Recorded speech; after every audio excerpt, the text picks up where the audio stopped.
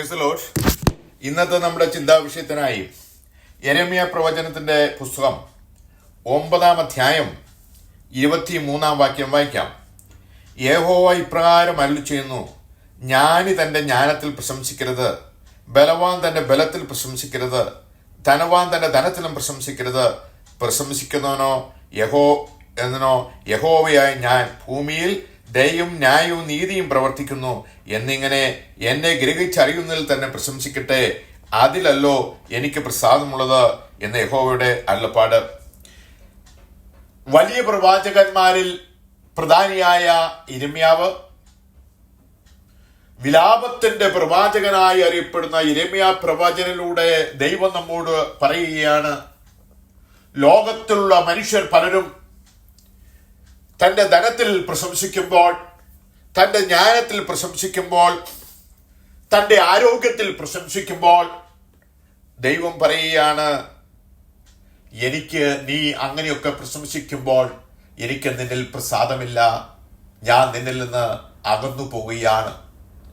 ഒറ്റ വാക്കിനാൽ പ്രപഞ്ചത്തെ ഉളവാക്കിയ ദൈവം ആകാശത്തെ വിരിക്കുകയും ഭൂമിക്ക് അടിസ്ഥാനമിടുകയും മനുഷ്യന്റെ ഉള്ളിൽ അവന്റെ ആത്മാവിനെ നിർമ്മിക്കുകയും ചെയ്ത സർവശക്തനായ ദൈവം, ആ ദൈവം ഭൂമിയിലെ ദയയും ന്യായവും നീതിയും പ്രവർത്തിക്കുന്ന ദൈവം,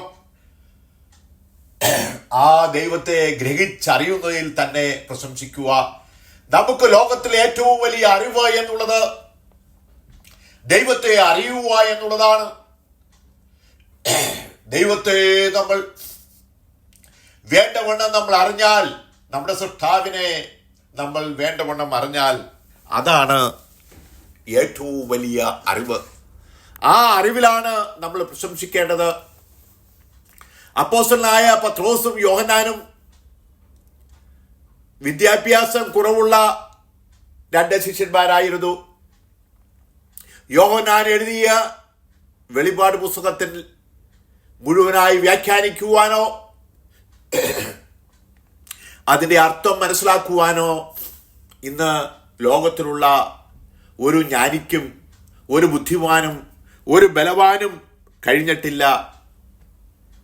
കാരണം യോഹന്നാന് ജ്ഞാനം കൊടുത്തത് ദൈവമാണ്. യോഹന്നാന് ഒന്നേ ഉണ്ടായിരുന്നുള്ളൂ,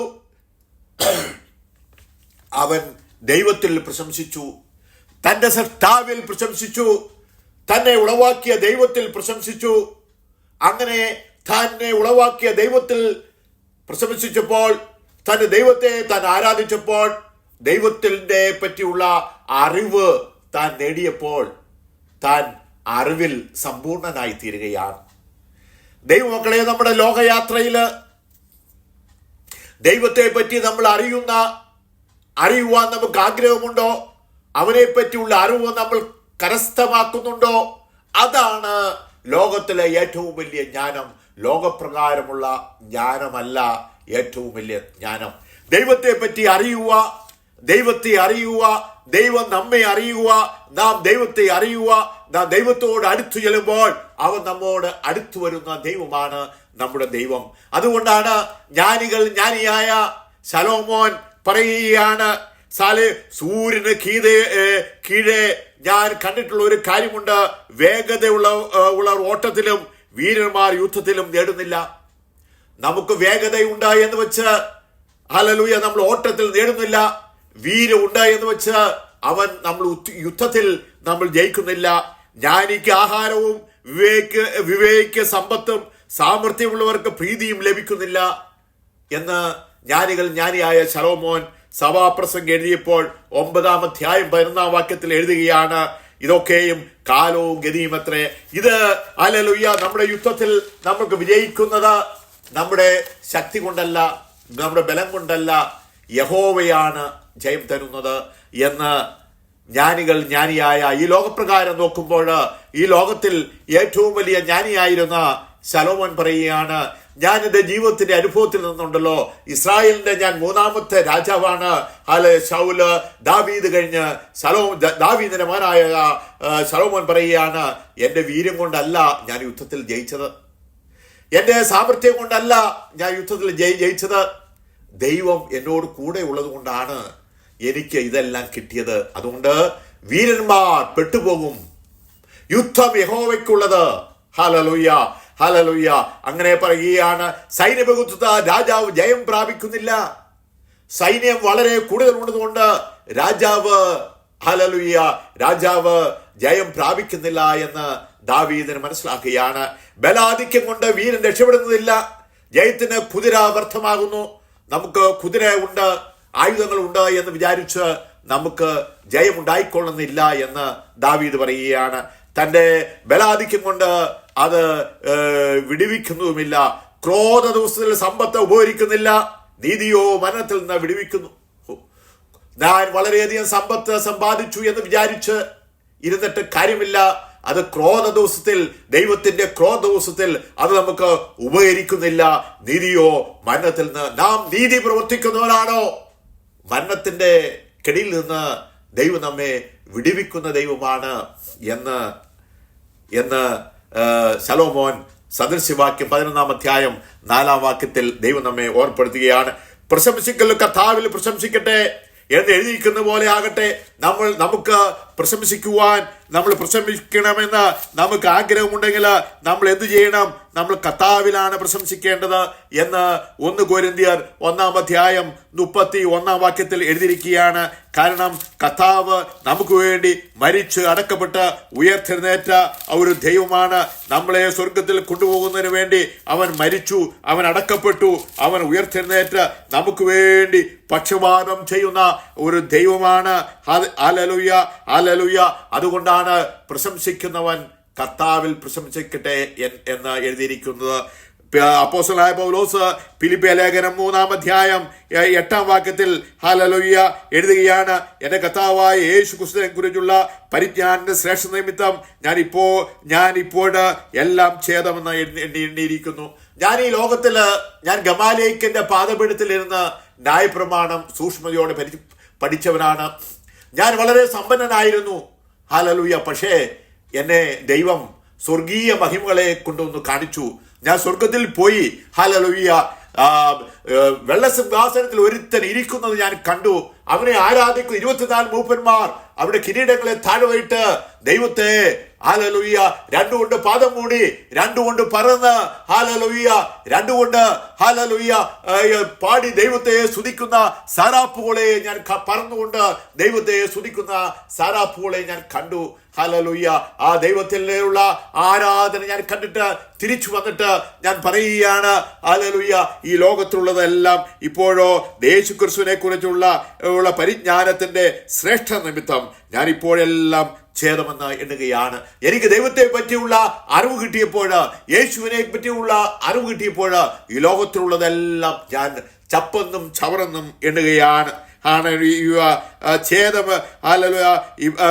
എണ്ണുന്നു. ഞാൻ ക്രിസ്തുവിനെ നേടേണ്ടതിന് ന്യായപ്രമാണത്തിലുള്ള എൻ്റെ സ്വന്തം നീതിയല്ല, ക്രിസ്തുവിലേക്കുള്ള വിശ്വാസം മൂലം ദൈവം വിശ്വസിക്കുന്നവർക്ക് നൽകുന്ന നീതി ലഭിച്ചു. അവനിരിക്കേണ്ടതിനും അവന് മരണത്തോട് അനുഭവപ്പെടേണ്ടതിനും അവനെ പുനരുത്ഥാനത്തിലെ ശക്തിയായി അവന്റെ കഷ്ടാനുഭവങ്ങളെ കൂട്ടായ്മയായും അനുഭവിക്കേണ്ടതിന് ഹല്ലേലൂയ.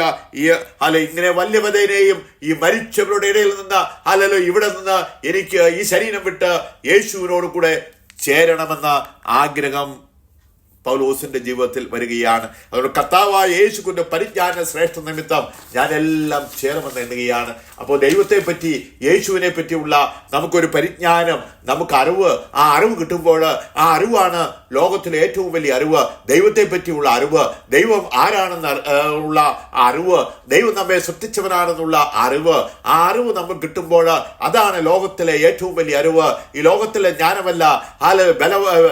ബലവാൻ തന്റെ ബലം കൊണ്ട് ജയിക്കുകയില്ല. ഹല്ലേലൂയ. വീരൻ തന്റെ ബലം കൊണ്ട് യുദ്ധത്തിൽ ജയിക്കുകയില്ല. കുതിര യുദ്ധത്തിൽ വ്യർത്ഥമാണ്. കുതിരയുണ്ട് എന്ന് വിചാരിച്ച് നീ യുദ്ധത്തിൽ ജയിക്കുകയില്ല എന്ന് ദൈവം നമ്മെ പഠിപ്പിക്കുകയാണ്. ഹല്ലേലൂയ. പൊന്ന് എന്റെ ശരണമാക്കിയെങ്കിൽ തങ്കത്തോട് നീ എൻ്റെ ആശ്രയം എന്ന് പറഞ്ഞുവെങ്കിൽ എൻ്റെ ധനം വളരെ ആയിരിക്കൊണ്ട് എൻ്റെ കൈ അധികം സമ്പാദിച്ചു എന്ന് നീ സന്തോഷിക്കുന്നുവെങ്കിൽ ഹല്ലേലൂയ ഹല്ലേലൂയ, അയ്യോ നിനക്ക് അയ്യോ കഷ്ടം എന്ന് പറയുകയാണ്. ഹല്ലേലൂയ.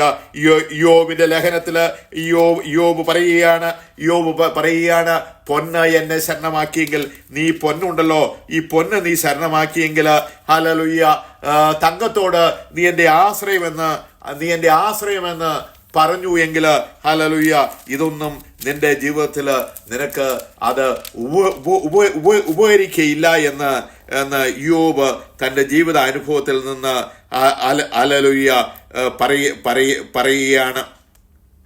അപ്പൊ ഇതൊന്നും നമ്മുടെ ജീവിതത്തിൽ നമുക്ക് പ്രയോജനപ്പെടുകയില്ല എന്ന് പറയുകയാണ്.